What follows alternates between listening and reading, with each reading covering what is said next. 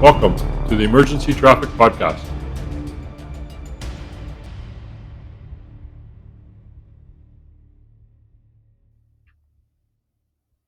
Hello there. Welcome back to the Emergency Traffic Podcast, where we explore line of duty deaths to learn from these tragic events and share our thoughts and lessons learned on these. We also do tailboard talks, which today is going to be a tailboard talk. So it's just the three of us sitting around the truck talking about stuff that's relevant in the fire service today. We try to do one of these every month. And so this week I have myself, Paul, and we also have Doug and Dirk. How are you guys doing, Dirk? Doing well. Excited for another tailboard talk. It's always fun to have a healthy discussion with you guys, and I hate to agree with Dougie most of the time. Well, it did happen in the past, so yeah, it's always fun. Whereas I never agree with Dougie. So there you go. It's pretty consistent. And Dougie never agrees with me, right, Doug? Never is a strong word. Never. It's like Okay. hate. I mean, It's always and infrequent. never. Always and never are hard words, right? Yeah. But Infrequently. yeah, we were having a big discussion on Messenger earlier today about nozzles and master streams and stuff like that, which is good as well. But anyway, yeah. So what's new with you guys? Made it through Christmas so far? yeah. Did I you guys mean, work? I don't know about Dirk, but I worked Christmas. Yeah, I basically worked all over Christmas, and my in-laws came up here for a little while, and they went home today. So back to, and then we were down there for a little bit before. So today is back to the trying to get all the kids and everything back in a routine. They were all pretty late nights and excited and sugar and all that stuff with Christmas. So now we Right. got to get back on nap schedule and supper schedule and bath schedule and regular bedtime. But I work tonight, so tonight my wife has to do it all. But yeah, it's good. It was. I mean, my oldest son's two and a half. So it was kind of his first Christmas that he got really excited about it and kind of understood a little bit what was happening. So it was fun to see everything through his eyes. And yeah, youngest one is just about one, so he just was along for the ride, but he had a good time too. You're just in for the real busy years for the next 5, 6 years, man. Oh yeah, Like, yeah. After that, well, five, at least they're six, going to school. more like 15, 20. Yeah, Well, it it's gets easy for a while, and then it gets tough again when they turn 13 or 14, 15, start crashing things into things and breaking yeah things. And yeah, when they know everything, right? that's right. Yeah, I remember my son. He said he was about 27. He said, "Dad," he says, "you've really gotten a lot smarter the last couple of years. Like it's really." I was like, "Thank you." I'm I'm I'm super prepared for a kid who thinks he knows everything because I'm friends with you. Hey, it's a look in the mirror, buddy. And Dirk, how are you? Made it over Christmas and stuff? Yeah, I was on duty. Unlike Doug, I don't go to work. Good, good. Yeah, quiet nights, so it was good. It's good family time at the station, and then at home, my family left actually for a little getaway to my wife's parents on Vancouver Island. So they actually made the flight. Just a Nice. slight delay, kind of like an hour and a half, but Oh, nothing nothing. nothing major. So we're glad about that. And then yeah, they're spending time over there, and I'll recover on the couch with two cats. So it's all good. Per- And I as well have to get back into a better eating habit, sleeping routine. Maybe you So could go to Doug's and the they old could put people you and on the the. young kids have something in common. Yeah, yeah. Oh, our season was pretty quiet. We were around home. We went to our son's for Christmas Eve, and our daughter's staying with us temporarily right now. So that's been good, and so it's been busy around our house, a little busier than normal, but it's been good. And I'm off from teaching for the Christmas holidays until early January, so didn't have to worry about much of that. So it's all good. Cool. And we're still reading What's that. what's the topic today, Paul? The topic today is going to be the recent survey that was done, or that's part of it. Recent survey that was done in Canada, fire service survey. It's the most current information we have nationally about the Canadian Fire Service. It was done by the Canadian Fire Chiefs Association, and Firefighting in Canada magazine, I believe, also sponsored it. And that was done this fall, and the results were out a few weeks ago, and there's been lots of press about it and stuff like that. In Canada, there is no national fire administration, so there's very little data. It's a provincial jurisdiction, and the provinces all do their own thing. Like they said in the survey, really only 3 provinces have even mandates for firefighter training. Several provinces like Alberta doesn't even have a fire service act. You don't have to have a fire department. It's totally up to the municipality to manage the safety of their citizens as they see fit. So we thought we'd talk about that. And of course, the theme that came up in the survey and been in many media reports, of course, is the difficulty, and it's not just a Canadian problem, the difficulty in getting volunteers, retaining volunteers, training volunteers, and maybe talk about why do we think that is. Doug and I both started in the part-time on-call volunteer service. I don't know about you, Dirk, if you did any. Was it always full-time paid? No, I started as a volunteer, like Right, all the way right. till I left Germany. So I was with a volunteer engine company for 12 years. Yeah. So I thought we'd talk about that for a little while and what our thoughts are on that whole situation. Well, you mentioned like, well, it's maybe just off that census already. But you mentioned that there's a new grant for volunteers and career fire departments in Alberta. They just reintroduced that, right? Yeah, the fire service training grant, which was discontinued about 3 years ago or so, maybe, um, was recently reintroduced in Alberta by the province. There's absolutely, except for that grant, there's no provincial funding for fire departments in Alberta. But It's then there's no regulations either. So they have a right, grant, but really, right. you're not Yeah, required to ask for the money and then train your guys. Like, right. Yeah. I mean, the closest thing to a regulation in Alberta would be the Safety Codes Act, which dictates investigations and inspections. But for most municipalities in Canada or in Alberta, inspections are upon request or complaint only. So there's not active inspection program. For example, here where I live in the small city of in central Alberta, inspections are upon request or complaint. So unless you need an inspection because you want a liquor license or you want to run a daycare, they don't doesn't have to be inspected. So lots of stuff doesn't Maybe, get inspected. maybe since you have so much free time as a retired guy, you should just file complaint after complaint and make them go do inspections. It's crossed my mind on many I occasions. bet it did. I even had suggested that I would do inspections for them, but Mhm. anyway, Oh, you can whatever. privatize. Yeah, you can be a consultant. Well, There no, you then go. they'd have to pay me. They don't want to do that. Yeah. So, You don't want to uh, get paid. You work for yeah, free. yeah, right, yeah. So, but yeah, so the fire service grant was reintroduced. I mean, it's not a big amount. It's a $500,000 across all the fire departments in Alberta, of which there's several hundred, Yeah, I many just did the many quick small math ones. here. 129,000. So that's $4 per firefighter in Alberta. Right. So I That know buys you a coffee at.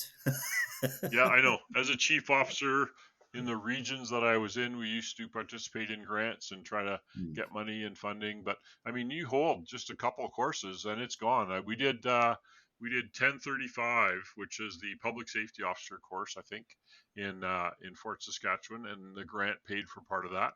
But when you're bringing the JIBC in for it's like $10,000 goes fast, right? We did the 1521 course as well. Actually, I've been bugging a couple of the colleges that I teach for that they should be offering 1521 here in Alberta. But anyway, But that's most all. municipalities they really try to follow NFPA standards and stuff like that. I mean that at least that's what I got from the news report about the sensors, and so I understand that there's uh, it's getting harder and harder to attract people to volunteer in the first place. Then the departments really try to train you up to a very high level, almost like a career firefighter level. And that kind of discourages a lot of guys that are already working a full time job, right? So I don't think the problem is that Alberta as a province doesn't No. uh, require that. The problem is departments feel compelled to give the guys the training, and then it just gets too much because everybody seems to be becoming a, what do they call it, an all hazards department. Well, the and that's a true point that you mentioned there is what level of training is adequate. You are required under the Workmen's Compensation Act and Occupational Health and Safety to train people to do the job. Uh, it just isn't defined exactly what training should be determined. So it's up to the department to decide.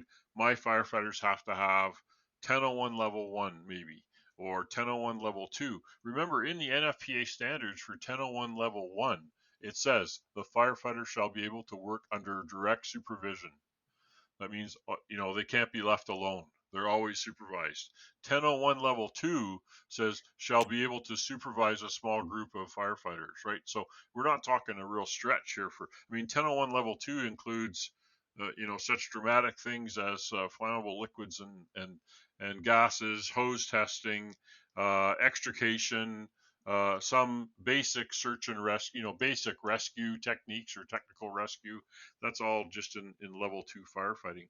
So that's not a stretch, although even for many departments in little villages across the land, to tell a guy to take 1001 level 1 and 2, which to be certified for level 1 and 2, you also need first aid. So there's another 16 hours in addition to the 140-ish hours for 1 and 2, and you need ICS 100 to get certified in those, which is another 7 hours. So I just went to a little village out here that I know. A friend of mine is the deputy fire chief, and I taught ICS, pro bono. Just went for the Saturday and said, let's do ICS 100 because they need it. But it's a big commitment for all these people to take their Saturday and take that course.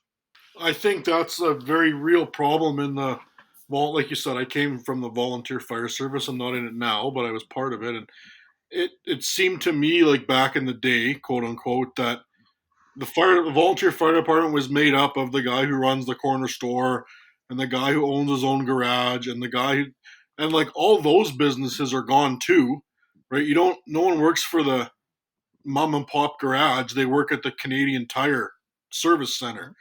And or the Chev dealer or whatever, yeah, right? and Yeah. like those places probably don't support as much you leaving. I mean, they have a business to run, right? And they're kind of stuck. I mean, they they want to put it's like the Walmart fire there in the States. They want to build these big, huge uh, centers out in rural areas because the taxes are lower.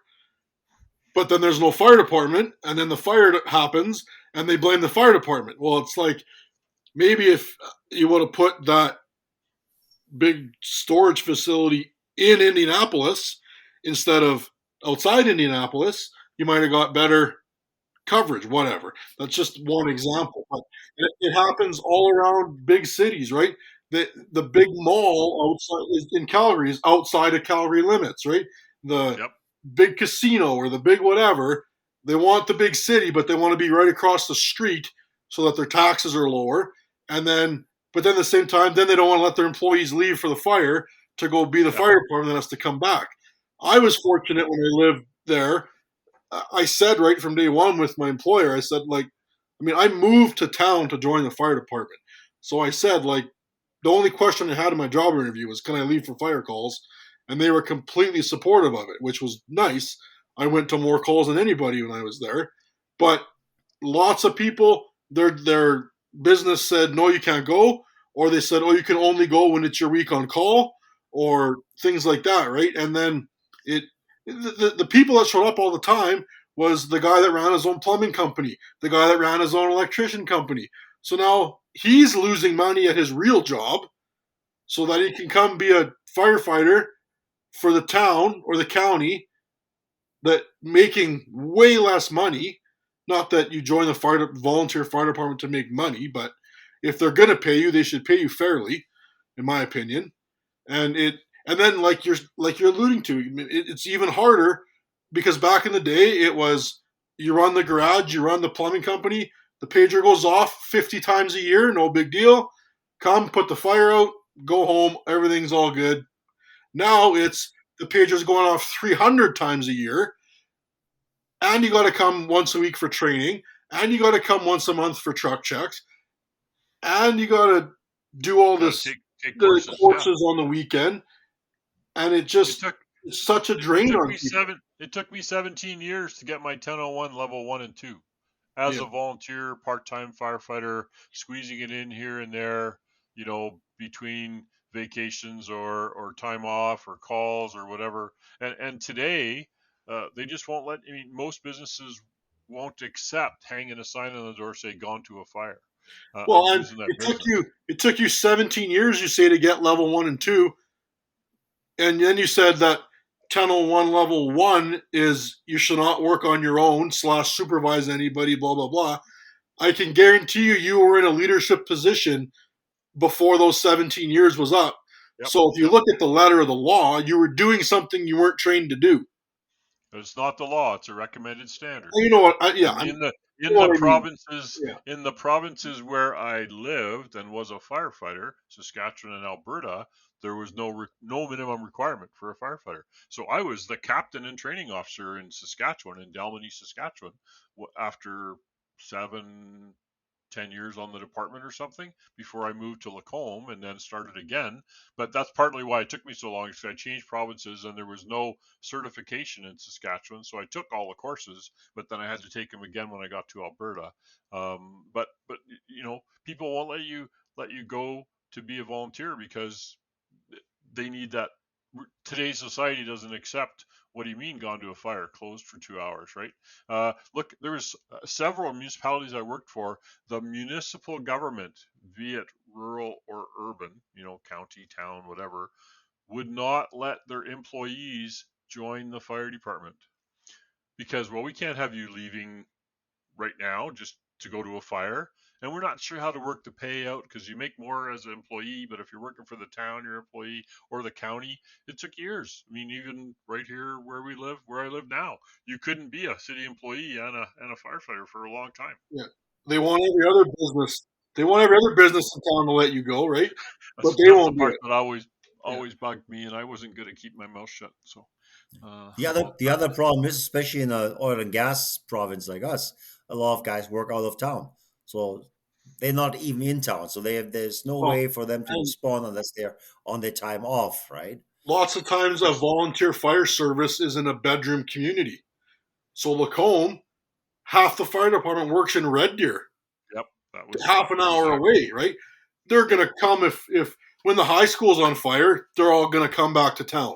When yep. alarms are ringing at the senior center, they're not coming, right? And now more and more volunteers respond to medical calls as well.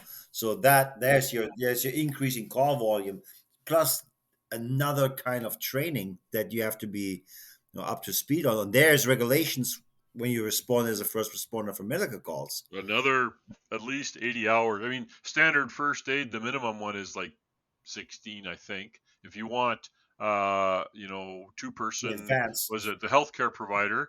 Then it's another 4 or 5 hours. And then if you want EMR, it's 80 hours. 80 Just hours for AFA, yeah. that's Yeah, just the basic training. And then there's all the ongoing training, right? Like right, that's just to right. get your piece of paper that says I know what I'm doing. But then you Right. got to keep up with practice, right? Like I hated I I didn't like how the weekly training night was called training because it should be practice. You're just reviewing your skills, and you Because should you already might know not be what doing you're a doing, course. Yeah, right? You yeah. should already know what you're doing. You're just refining them. So Alberta has and BC has. BC is a little more defined. They made this playbook, and they have 3 levels of fire department in BC because they're trying to mandate it more. This all came out of a huge report. That's actually an interesting read in around 2000 2005 or something, that they had some commissioner do a big report on the fire service in British Columbia, and they came out with a report saying 3 levels of fire department: exterior, interior limited, and all hazards. And the municipality picks their level of service. And then in order to provide that level of service, they mandate the training. And what BC's done is they've broken up a lot of for the exterior, it's not full 1001. It's sort of like 1001 light. They might not do SCBA or search and rescue or some of the stuff, right? And there was talk about that here in Alberta actually for a while. Alberta, the Fire Chiefs Association has got together with a consulting company, and they made sort of a web tool that you enter in the parameters of your community, and it spits out a report saying kind of what training your people need. And they went back actually to the old fire service training in Alberta, which wasn't 1001 level 1. It was like part A, part 2, part 3, part 4, and they picked and chose. They've gone back to that in this recommendations, probably because the guy who wrote it used to be an old guy from wherever that did it. But they divided it up into smaller bites, not typically compliant with the standard. And there was a push in the States, even in Montana and Idaho, to have a 1001 light. And a lot of this is because you can't retain the people. I face this problem out in several municipalities I've been at where, this person that's on the fire department doesn't like heights. I can't do 1001 because I can't do the ladder work. Or I can't do 1001 because I get claustrophobic and I can't put on an SCBA. Or I can't do, I really do 1001 because I'm 68 years old, but I'm a great truck driver. Okay, so do we kick that guy because he can't get his 1001 even though he's a great truck driver?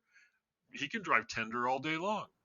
Well, if you don't have any regulations, so you want to be a career firefighter in any full time department, you have to adhere to certain standards, like your physical fitness has to be there, your medical, all this stuff.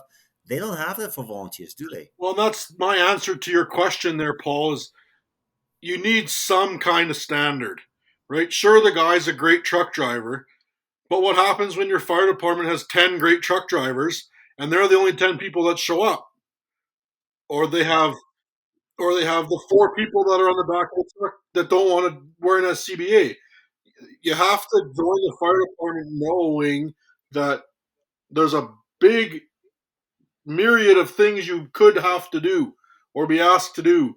And I mean, even on a career department, there's guys that don't like heights and there's guys that don't like whatever, but there's always somebody there that will do it, right? Like Dirk's on TR. I'm sure when they're going to a confined space call, out of the 8 guys, there's probably some people that are okay with confined spaces and some that maybe aren't so okay with it. But that guy's good at high angle rescue, whatever.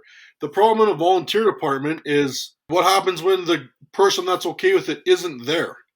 They didn't show up for the call. And all you have, it's like the call you went to when we went to Bentley for mutual aid. The truck was all full of probies in the back. Well, what good is that, right? And that's my issue with a volunteer fire department saying like, especially because lots of times their volunteer fire department can only have 40 members. That's all the town's letting you have is 40 members. So now one member is only a truck driver, and one member doesn't want to wear a CBA, and one member whatever, and all of a sudden they're the ones that show up to the call, and now when the fire department is expected by its citizens to perform a job, the right people didn't come. And maybe, how long did it take maybe the answer is if you're allowed to have 40 people and you have 35 applicants or 35 people and one of them's a great truck driver, sure, you let him on to drive the truck. But when you get like 45 people, maybe there's no more room for the guy that's only there to do one job anymore. Well, that's also like who's showing up for drill night, right? Like, do you count on these guys that never show up all year and then they come out for a fire, right? And I think that is the problem. So that they're getting the right people, and then again, if when I said like the requirement, like a medical requirement, a fitness requirement, they don't even want that because now you're limiting that small number of applicants or people that are interested in that job. Now you limit that even more, maybe even by age, right? But what is the solution? Like privatization or like more small full-time guys? Like, I think that is the solution. Is if you're a completely volunteer fire department and you're not getting people, or people aren't staying, or they're not trained well enough, you need to start having the discussions as a city, like, we have to do something about this. Or you have to be honest with your people and say, listen, we're an exterior only fire department. If you're trapped inside your house and it's on fire, we're not coming in, right? Because when I was in Lacombe there, and Lacombe and Sylvan Lake and Ponoka, kind of all the same size, same similar fire departments, lots of the general public did not know that it was a fully volunteer fire department. They thought they were getting the same fire department that Red Deer Right. had or whatever. And so they expected when they called 911 because they're trapped in a car, I'm going to get cut out. Well, if you have 65-year-olds that are all good at driving the truck, but they can't lift the tools, you need to tell people, like, that's what you're dealing with.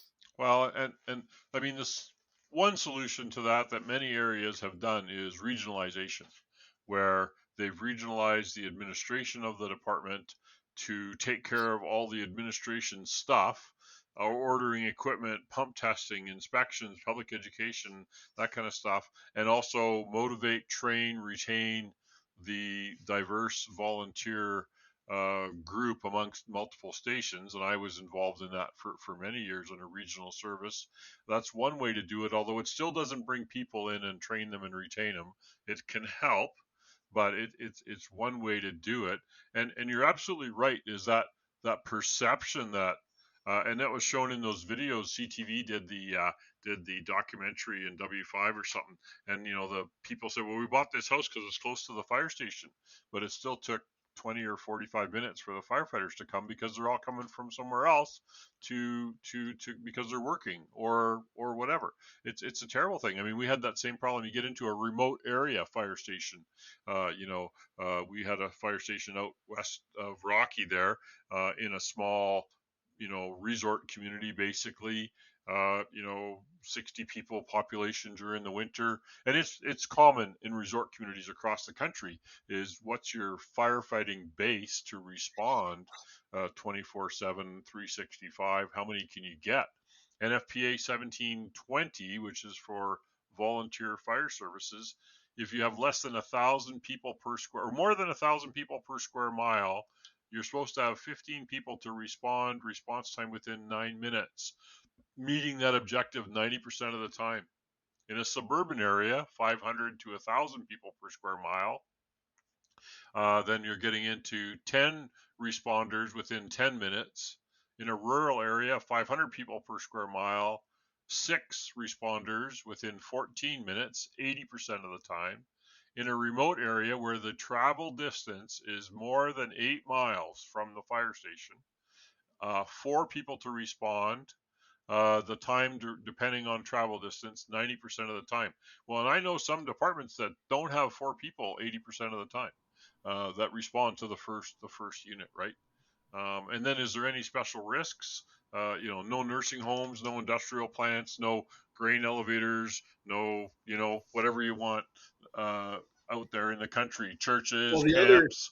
the other thing about it Those is all add NFPA says you must have this many people, blah blah blah, and I'm sure lots of fire departments can show you the piece of paper with their roster with names on it and say, "Oh, I have 45 members," right. but they don't. That's the period in the sentence No, when it should be, comma. These are the 10 that always show up. no, that should, if you were being audited, it would be your call records and how many Yeah. people showed up for that call within the first 2 or 3 units. And in 1720, but we have lots of municipalities that fall into the gray area of 1720 where, they need to have, I don't know what it is, 15 on scene within 10 minutes or something like that. And we're responding with 3 or more. I mean, the city of Lethbridge is 3 stations, 3 people in each pump.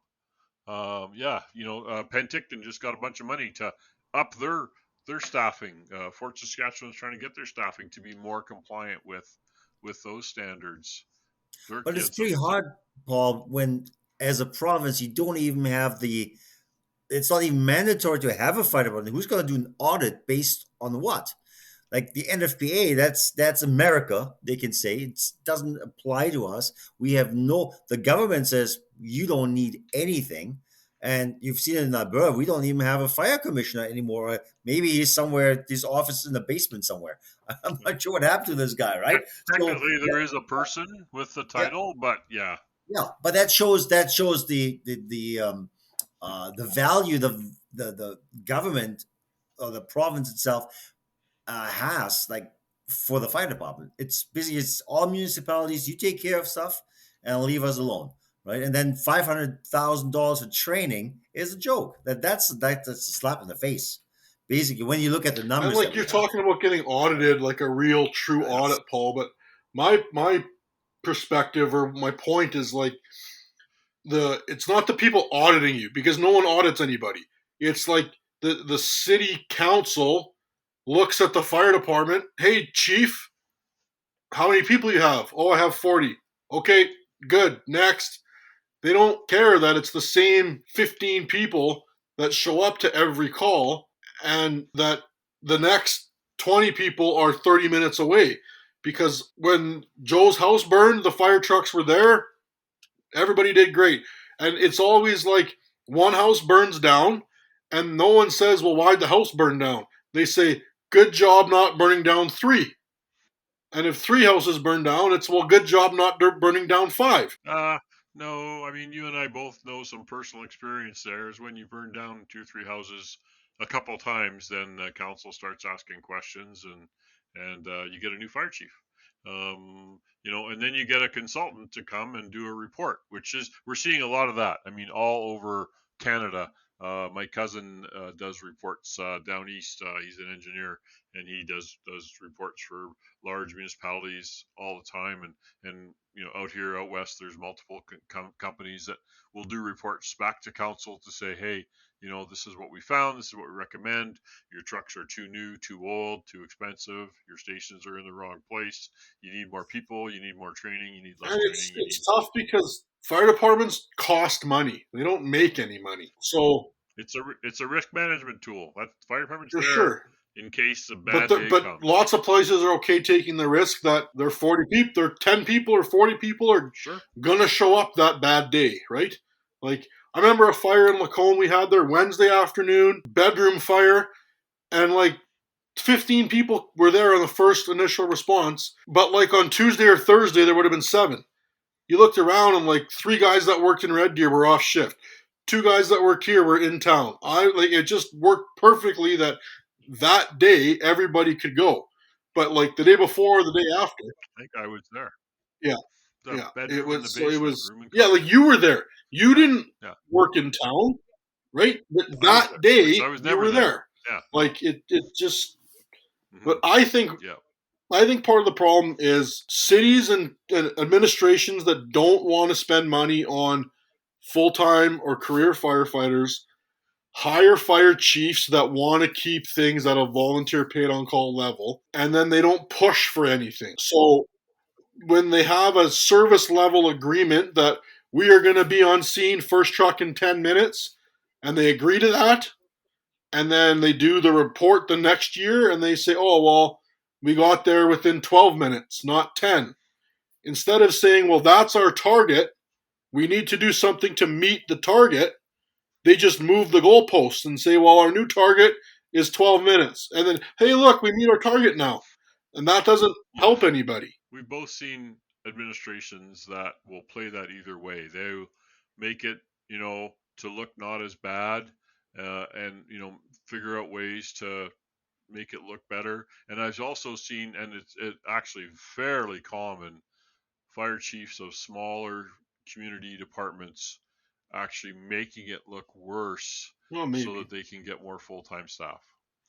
Because it's I call it empire building, but we can't do this with volunteers. But there's lots of places that do remarkably well with volunteers. I think Souk, BC, I interviewed for a job there, got really close, didn't get it. But anyway, they had all their public education and inspection guys were all non-firefighter volunteers that did it for nothing. Retired people that were doing all their inspections, all their public education, which are mandated in BC, by the way, not here. And then their firefighters, they had a lot of firefighters, and I think they were not remunerated much to be firefighters.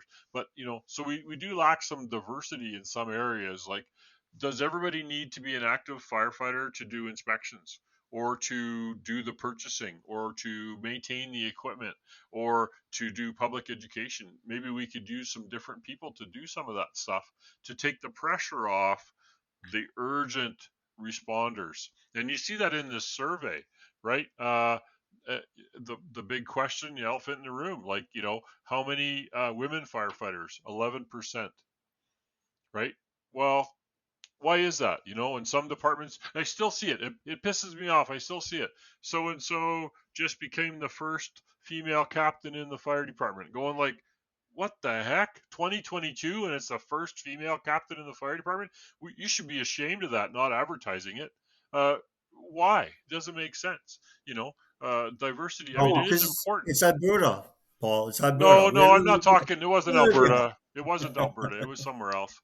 Yeah, but in general, like in the volunteer service, there are more women than in the career, for example, right? Maybe we I had remember. I can't 10 remember or which 12% department it was. in Clearwater. Yeah, I can't remember which department it was. It was up a highway towards Fort McMurray there, like the highway of death, right? Because they had fatalities all the time, Right. and it was based in all women's department because the men were all out of town, so they had women responding to those fatality traffic collisions. The diversity in the fire department is a whole other topic, and there's a lot of reasons why it's the first female captain.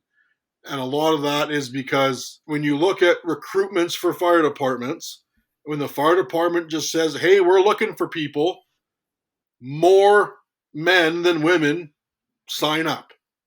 That's why. Right.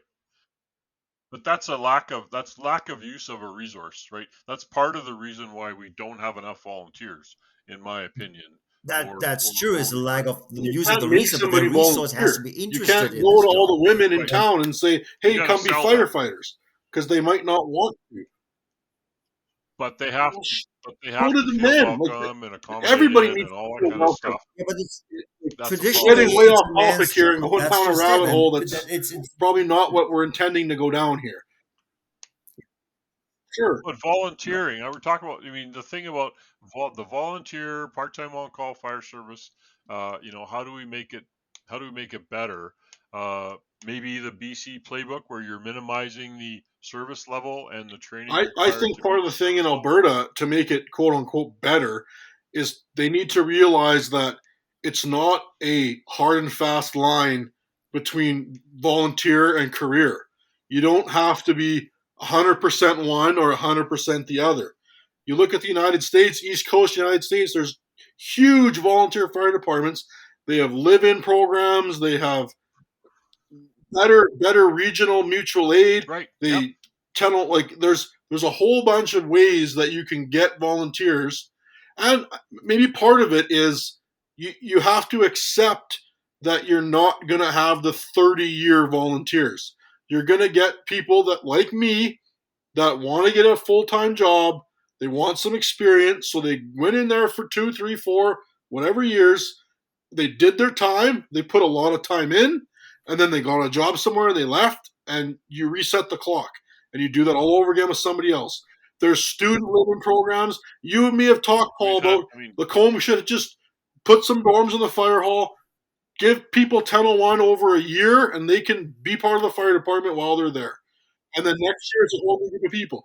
The only problem with that is then you never get the 30-year person. You need experience on the fire department. You can't just have like a continuous 10 people roll over. You need some continuity. And but you'll get that. You'll get so and so that gets a job in town, or a partner in town that they decide to stay in town and make it their home and career. You'll still get some of that, and that's a whole other problem is officer turnover and loss. Because I've seen it over and over again, where our firefighters that get some experience, we promote them to do more responsibilities within the fire department, more jobs, more responsibility, more time. At the same time, they get promoted in their job, and they get married, and they have kids. Person's a good manager or a good whatever. Yeah. And then they have kids, and the kids start getting older, and then guess what? what's the first thing to fall off? It's the fire department. So we need to plan for that and make sure we don't do that by dividing up the tasks and say, listen, so and so, instead of you taking care of the fleet because you're Captain Paul, why don't we have the retired mechanic over here or the retired fleet manager take care of the fleet for us instead? But he's not a firefighter. Well, Does it I freaking think if you matter? want to have a It's a program, truck. Give me a I break. think if It's you a want to have special that kind truck. of system, you still need to say we need to have X number of firefighters, right? And if we get Sure, these other absolutely. people that Yeah. want to do And school tours and whatever, we'll take them on to do that. But we need to make sure we keep our firefighters. But part of it too, Paul, is oh yeah. when Yeah. you're on a fire department and people want to be the apparatus guy. They feel more attached to the fire department and that they get another job, right? And I know. and if I you know. hire people that are retired, whatever, there might be a little division there, right? Where they're not really part of the group, but they kind of are. But But you're preventing burnout from those key people that you have to retain. Even though they want to do all this other stuff, you need to prevent them doing that. So that is management, and it's what you got to do to keep them. The same as I agree 100% with. Let's do some live-in programs. Let's do. We did that in Rocky. We said because the response times were poor, and in Alberta, if your response time is less than 10 minutes, 90% of the time to structure fires, you have to space your buildings apart further, or you have to do special sidings and special construction and stuff like that. So it's important for the municipality to keep the response time under 10 minutes. Well, how do we do that? We went to council. We said, well, we could have firefighters sleep at the station. Well, we don't have accommodations. We'll buy a dorm, put it in the station. We could ask that firefighters spend 1 or 2 12-hour shifts at the station a month. They looked at us like we had 3 eyes, even though it's yeah, done all over the they place in the need United to. States once you're used to it. And it's actually better. I found with the people in Clearwater, because we had a big department with 120 volunteers or part-time on call, whatever. It was actually better to say, hey, can you come and work this whole shift instead of go to calls, because they're into it. They got their uniform on, they got their radio belt on, and they're engaged.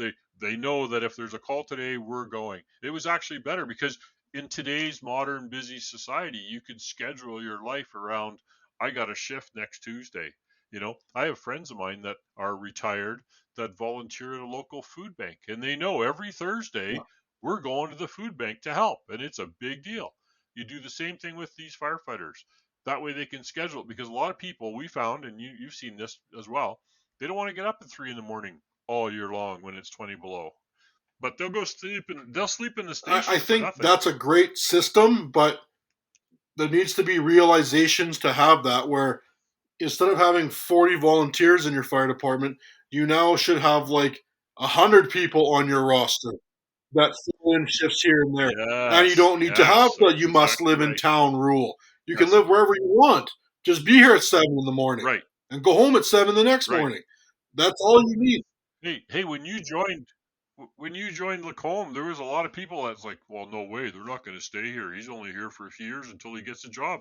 I said, who Yeah. cares? He's trained. Well, and like in Alberta, one of the best models I think that's going is in Rocky View, or at least maybe it's changed now. But when I was more in knowledge of what's going on, where they had But they sure, were paying those guys to stay but in they're the paying station all them day.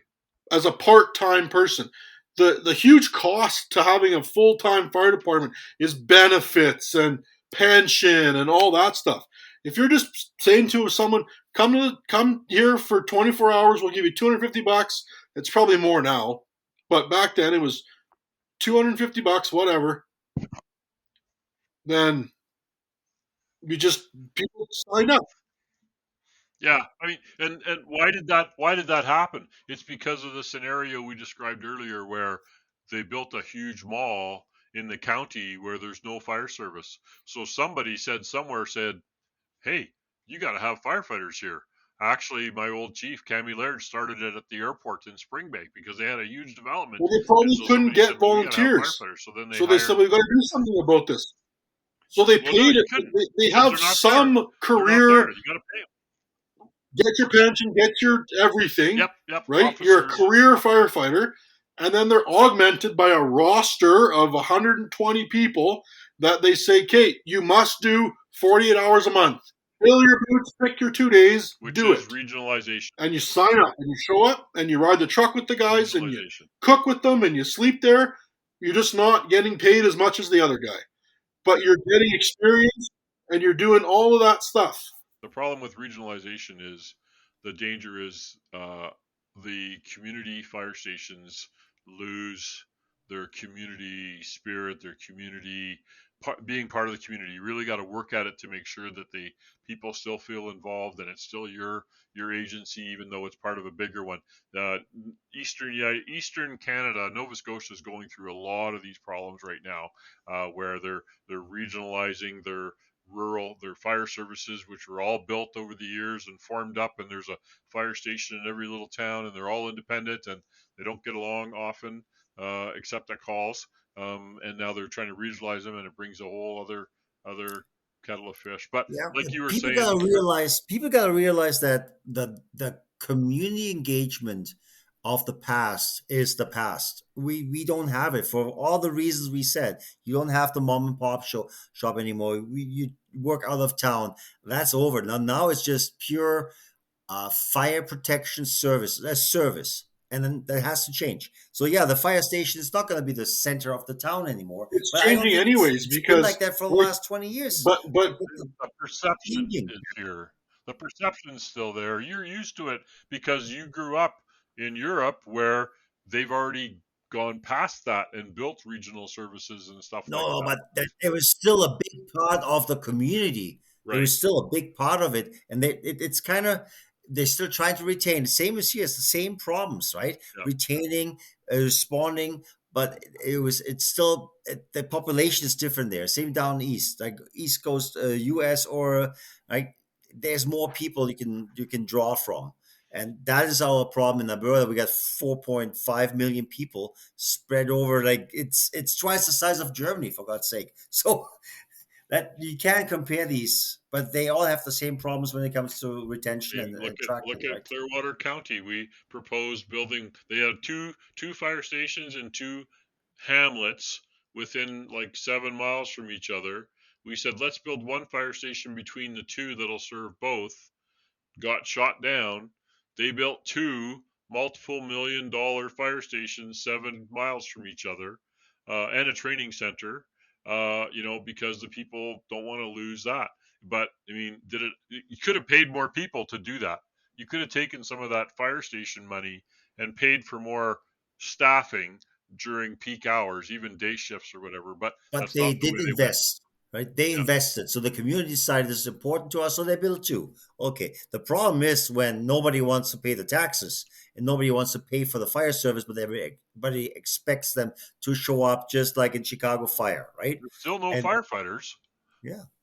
But Doug said it. You have to tell the people the truth. It was like, this is what you can expect from your volunteer service. I think that the communityism is failing anyways, Paul, because the fire departments are getting too busy.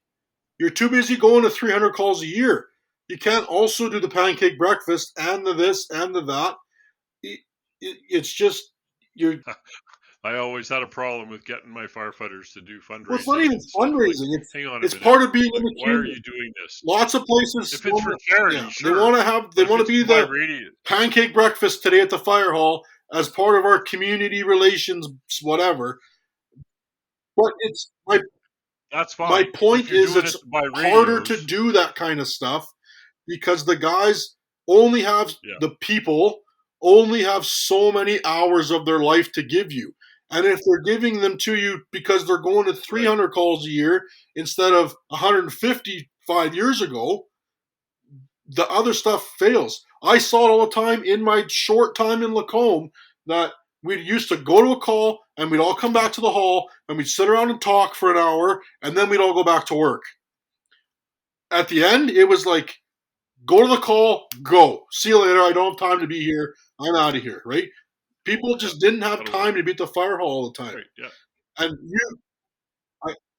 because you're I doing know to you raise want money to to buy a wrap new this up truck. because we're getting close to the hour, but you talked about that W5 report that they did, and I watched it, and I get what they're going after, but the whole time I was watching it, and the people that had their house fires are complaining that the fire department took too long to get here. All I wanted the host to say was, well, did you ever think of signing up for the fire department and being part of the fire department so that when your neighbor's house is burned down, you live right next door, you can be there quick. I was thinking exactly the It's same easy thing, for Doug. people to be Exactly the like, well, same you thing. took too And what long about to get you? here, but those people don't want to do anything about it. Or